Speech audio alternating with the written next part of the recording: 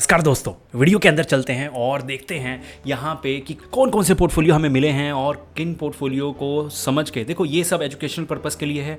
इन portfolio में जो भी मैं आपको बताऊंगा वो आप सबके काम आ सकता है, ठीक है। लेकिन सबके काम आ गया, एजुकेशनल पर्पस के लिए एजुकेशनल कंटेंट आपको मिल गया। इसको पूरी वीडियो को एक बुक की तरह ले सकते हैं। एक बुक आपको मिल गई, लेकिन उस बुक के अंदर जो बातें लिखी हुई हैं वो एप्लीकेबल करनी है, नहीं करनी है, कैसे करनी है, आपके लिए सही है या नहीं, वो सब डिसीजन आपका या आपके एडवाइजर का है। अब वीडियो के अंदर चलते हैं। यहाँ पे ना सबसे पहले इन्होंने बोला ये 70-30 का रेशो कुछ खास ग्रोथ नहीं देने वाला। अब ये बहुत बड़ा स्टेटमेंट है। पहली बात तो ये सेबी के अकॉर्डिंग ये इलीगल स्टेटमेंट है, ठीक है। बड़े से बड़ा एक्सपर्ट भी ये चीज़ नहीं बोल सकता। चलो, दूसरी बात, ये यूट्यूब के गाइडलाइंस के अगेंस्ट है। इस स्टेटमेंट का कोई वैल्यू नहीं है किसी के भी अकॉर्डिंग। लेकिन मैं as a normal person, as a normal नहीं बोल सकता मैं, क्योंकि मैं भी लाइसेंस्ड हूँ, तो मैं भी सेबी वाली कैटेगरी में आ जाता हूँ। मतलब सेबी वाली मतलब कि थोड़ा सा लीगल चीज़ों का ज़्यादा ध्यान रखना पड़ता है, और मैं यूट्यूब पे काम कर रहा हूँ तो मुझे गाइडलाइन का भी ध्यान करना पड़ता है। लेकिन अगर मैं इन सब चीज़ों से हट जाऊँ, अगर एक बार के लिए हम गाइडलाइंस को साइड रख के ये देखें कि इस स्टेटमेंट में क्या वैल्यू है, इस स्टेटमेंट का कुछ करा जा सकता है, तो देखो, जो CFA लेवल 3 की बुक्स हैं उसमें काफ़ी सैम्पल पोर्टफोलियोज़ हैं, और हमने भी 70-30 के रेशोज़ पे पोर्टफोलियो मैनेज करे हैं लास्ट 8 ईयर्स में। तो मेरे हिसाब से इस स्टेटमेंट को मैं सही नहीं मान सकता। इस चीज़ का ध्यान रखें कि ये स्टेटमेंट थोड़ी सी मतलब ऑफ बीट है। इस चीज़ पे ध्यान ज़्यादा ना दें, और मैं हाथ जोड़ के बोल रहा हूँ ऐसे लोगों से कि ऐसी स्टेटमेंट पास ना करें। आपने, मुझे पता है, पोर्टफोलियो अपना 40-60 या फिर 45-55 के रेशो पे बना रखा है। ये जो कोई बात नहीं, आपने भी तो बनाया है ना। अब किसी के हिसाब से ये रेशो भी ख़राब हो सकता है, सिंपल सी बात है। तो अपना जो ओपिनियन है अपने पास रखो। मेरा ओपिनियन चाहिए तो डेफिनेटली मैं यहाँ दे रहा हूँ। मुझसे कुछ गलती होती है या आपको लगता है कि सर आपने ये गलत बोल दिया, तो आप मुझे बताइए। शायद हो सकता है आप गलत हो सकता है मैं गलत हूँ। अगली वीडियो में क्लियरफाई हो जाएगा। यहाँ पे इन्होंने पराग पारिक लिया 7,000 का, 2,000 का गोल्ड लिया, 5,000 का। अब ये देखो, ये 10% भी नहीं है गोल्ड पूरे पोर्टफोलियो का। ये बस दिल की खुशी के लिए है कि हाँ हमारे पास गोल्ड है। उसके बाद ये 1,000 रुपये मेरा ये एसेट, ये शगुन के लिफाफे का 1 रुपया है। साफ सीधी बात है। जब आप किसी को 2,100 रुपये देते हो, 1,000 रुपये देते हो, मैं कह रहा हूँ 100 रुपये भी देते हो ना, तो वो 1 रुपया लिफाफे का वैल्यू नहीं करता। आजकल तो कई लिफाफों में आता भी नहीं है। तो इस 1 रुपये की यही वैल्यू है आपके पोर्टफोलियो में। इसको मैं कोर में काउंट करूँगा। 9,000 आप वैसे कोर में डाल रहे हो, 21,000 का पोर्टफोलियो है, 48% के आसपास आपका कोर में डला हुआ है। उसके बाद जो आपने क्वालिटी ले रखी है, वो क्वालिटी मुझे यहाँ दिख रही है। मेरा ये एसेट का कोई वैल्यू नहीं करता। निपॉन लास्ट 1 ईयर में नेगेटिव है।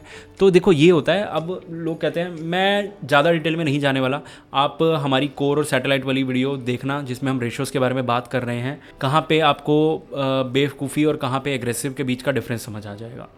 अब सर 50 से बार ज़्यादा रिव्यू के लिए रिक्वेस्ट कर चुका हूँ, प्लीज़ रिव्यू माई पोर्टफोलियो। ये बहुत इंटरेस्टिंग चीज़ है, क्योंकि ना देखो, कुछ लोग स्पैम करते हैं, और ये हमारे चैनल के सबसे बड़े स्पैमर हैं। यानी कि क्या करते हैं, वीडियो खोला, कमेंट करा, वीडियो शायद आगे पीछे हल्का फुल्का करा और गायब। अब होता क्या है, देखो, मेरे चैनल पे सबसे ज़्यादा डिमांड किस चीज़ की रहती है कि सर पोर्टफोलियो रिव्यू कर दो। तो इस हिसाब से पोर्टफोलियो रिव्यू वाली वीडियोस पे सबसे ज़्यादा मतलब व्यू आने चाहिए, बट नहीं आते। सबसे कम व्यू, अगर मैं 6 वीडियो डाल रहा हूँ तो शायद 5वें नंबर पे, 6ठे नंबर पे, 4थे नंबर पे, टॉप 3 में रहेगी नहीं वो वीडियो। क्यों? क्योंकि बहुत से लोग स्पैम करते हैं, सिर्फ अपना कमेंट ड्रॉप किया और वीडियो बंद कर दी। इस वजह से शायद कल को ये वीडियो छोटी हो जाए, पोर्टफोलियो रिव्यू कम हो जाए या एक हो जाए। क्योंकि देखो, जब स्पैम, मुझे व्यूअर चाहिए, ठीक है ना, मुझे वो लोग चाहिए जो वीडियो देख सकें। वो उन लोगों का क्या फ़ायदा जो ऐसे करके चले जाएं। इनका पोर्टफोलियो रिव्यू हो चुका है, जबकि इनको नहीं पता लगा, स्किप हो गया होगा, जल्दी जल्दी वीडियो देखते तो है नहीं। Waiting for your next video, filter for small cap जरूर हमने डाल दी है, आप जाके चेक कीजिए। Waiting for this educational videos, thank you sir, please review my portfolio. अब यहाँ पे मोमेंटम फंड कौन सा होता है मजाक कर रहा हूँ। निपॉन इंडिया निफ्टी का momentum fund, Nippon India small cap, फिर स्मॉल कैप, एक इंडेक्स फंड। अब ये ऊपर इंडेक्स हो गया, ये इंडेक्स हो गया, फिर 2 मिड कैप हो गए और पराग पारिक। बहुत अच्छा बैलेंस बना रखा है। नंबर ऑफ फंड्स थोड़े से ज़्यादा हैं, लेकिन स्टिल कंट्रोल में है। इससे ऊपर एक भी फंड पे नहीं जाना आपको।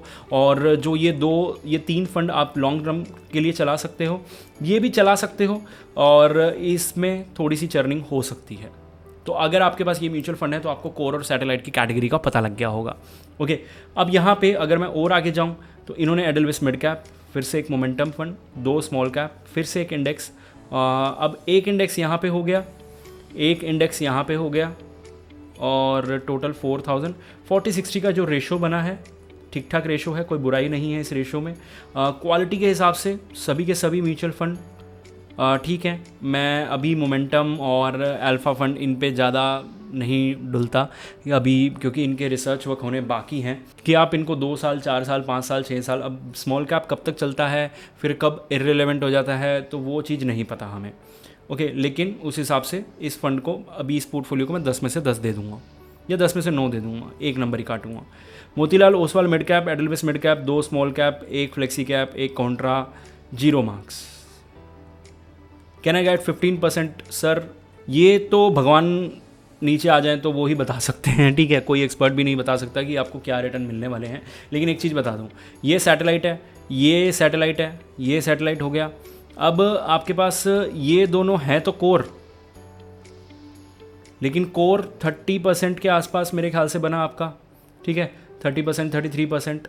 लेकिन कोर की भी क्वालिटी होती है, तो कोर में भी थोड़ा सा मैं बोलूँगा 50% 60% लो क्वालिटी है, और जो हाई क्वालिटी है वो वैसे ही ख़राब चल रहा है, एसबीआई कॉन्ट्रा। तो इसलिए इस पोर्टफोलियो को मैं बिल्कुल अभी के लिए 0 ही बोलना चाहूँगा। देखो, अब एक चीज़ को समझना, ये एक कार है, एक बहुत सुंदर कार है जो आप 70 से 100 की स्पीड पे बहुत बढ़िया तरीके से चला रहे हो। अब मैं बोलूँ कि भाई बहुत ख़राब चीज़ कर रहे हो, तू कहेगा पागल है क्या, ये चीज़ 200 पे जा सकती है, मैं तो फिर भी 100 पे चला रहा हूँ। तो यहाँ पे एक चीज़ है, इसके अंदर ब्रेक नहीं है, एयर बैग नहीं है, तो या फिर एयर बैग बोलूँगा, ब्रेक वाला एग्जांपल थोड़ा एक्सट्रीम हो जाएगा। अब किसी गाड़ी के अंदर एयर बैग नहीं है और आप इतनी स्पीड पे चला रहे हैं, अब कुछ लोग ये रिस्क लेना चाहेंगे, कुछ लोग नहीं लेना चाहेंगे, क्योंकि सिंपल सी बात है, अगर कहीं पे भी, मैं गलत नहीं बोलना चाहूँगा, लेकिन कहीं पे भी कुछ होता है तो एयर बैग बहुत ज़्यादा सेफ्टी प्रोवाइड करते हैं, और ना की कंडीशन में 0 के बराबर। तो जहाँ पे सेफ्टी नहीं है मैं अवॉइड करना चाहूँगा, और बहुत सारे लोग भी अवॉइड करना चाहेंगे। यहाँ पे HDFC तीनों में से कौन सा लेना चाहिए? स्मॉल कैप का कॉम्बिनेशन। हाँ, लेकिन मैं सिर्फ आपको ओवरऑल जनरल बता रहा हूँ कि तीनों हमारी उस लिस्ट में है जो लिस्ट हमने रिव्यू करी थी कि हाँ ये म्यूचुअल फंड्स अच्छे हैं, ये स्मॉल कैप बढ़िया हैं, तो ये उन लिस्ट में है।